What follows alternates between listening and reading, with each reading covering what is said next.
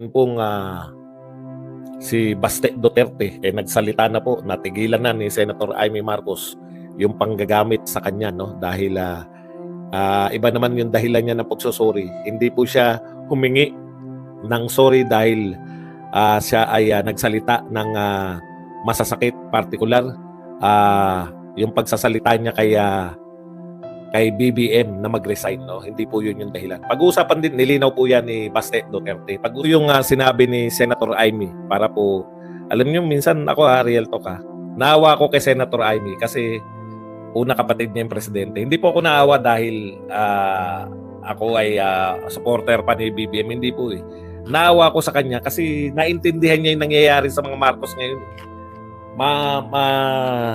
Malaki po yung posibilidad na eto na po yung last nila, no? Na panunungkulan sa Malacanang. Parang kung ang purpose po nila ay maibangon yung kanilang pangalan, hindi po yan natutupad ngayon, no? Yun yung sinisave ni Senator Amy Marcos, yung lahat ng pwede pang isave.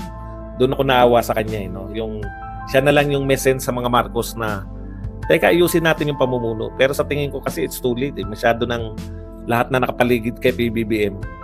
Ang hirap na pong no? Yun na talaga yun po ang problema pagka lahat na nakapaligid sa iyo isa na yung sinasabi na wala ka ng dissenting opinion. Yung kumbaga yung kumukontra sa mga opinion. Kasi basically outsider si Senator Amy, no?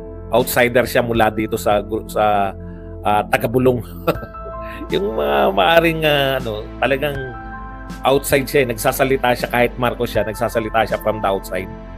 O yun yung problema. Okay, punta pa to. Ito po yung sinabi ni Senator Amy.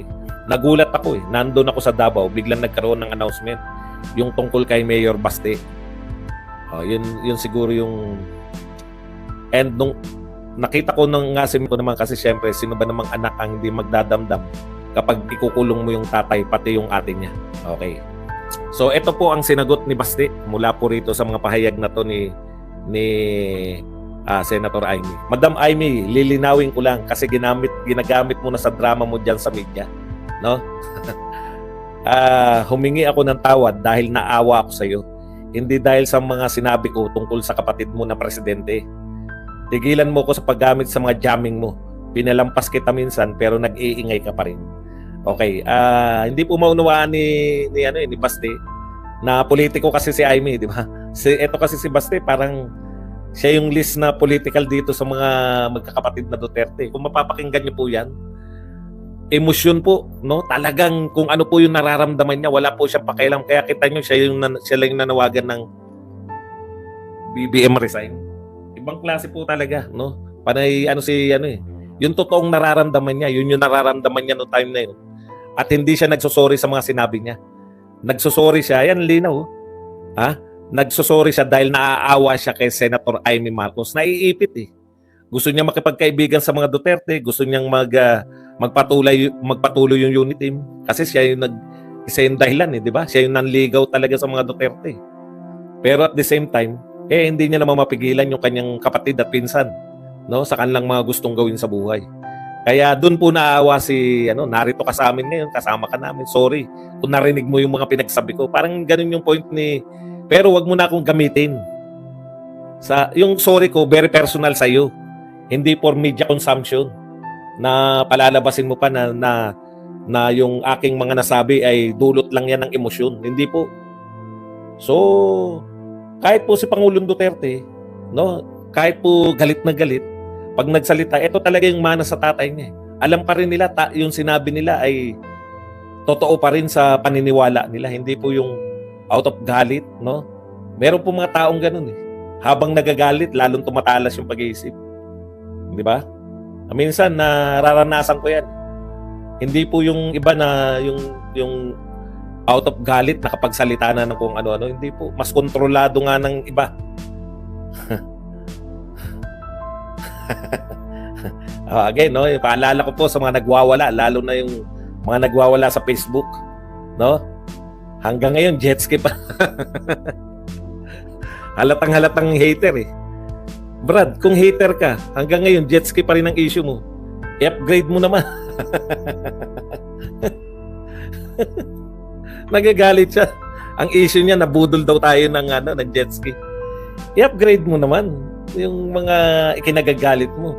Ha? Meron may panawagan ng ihiwalay Mindanao. Pwede pa yung ganun eh. Puta, jet ski ka pa rin. 2016 pa rin. Nasa 2024 na tayo. Magsasampung taon na yung jet ski mo. Ha? 2016 pa yan eh. 2024 na tayo ngayon. Upgrade naman ng ikagagalit.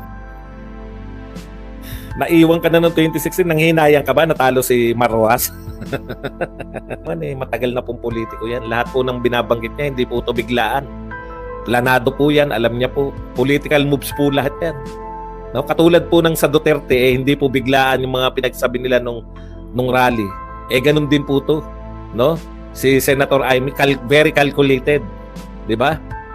Actually, ganito ang nakikita ko na ginagawa ni Senator Amy. Gusto niyang iligtas yung kapatid sa galit ng taong bayan. Hindi niya po binabanatan si BBM. Napupunan niyo ba? Nakasentro yung banat niya kay Tambi. No? Sa kanyang pinsan niya sinisentro yung kanyang galit. Hoping na yung mga Pilipino ay magalit kay Martin Romualdez at iligtas yung kanyang kapatid. Yung tipong palabasin ba na nagagamit lang yung Pangulo ng hindi rin ako naniniwala Si Pangulong Marcos, hindi rin po bagito yan. Hindi na rin po bagito yan. Kaya nga po tama yung mga Duterte. No, kung nakinig po kayo nung rally sa Davao, ang main na inatake nila hindi po kung sino-sino. No? Si Paulo lang yung sumentro kay dahil kapwa niya congressman Imbis na ipagtanggol siya, di ba? Imbis na ipagtanggol siya sa atake ng mga congressman yung umatake sa kanya. Kaya yun lang yung umatake kay Martin. Pero lahat po, alam po nila kung sino atake nila. Parang wag tayong maggaguhan, pare-pareho tayong marurunong sa politika. No? Si Marcos ang punteriya namin. Si Marcos ang aming pinagre-resign. Yan yung banat ni Basti.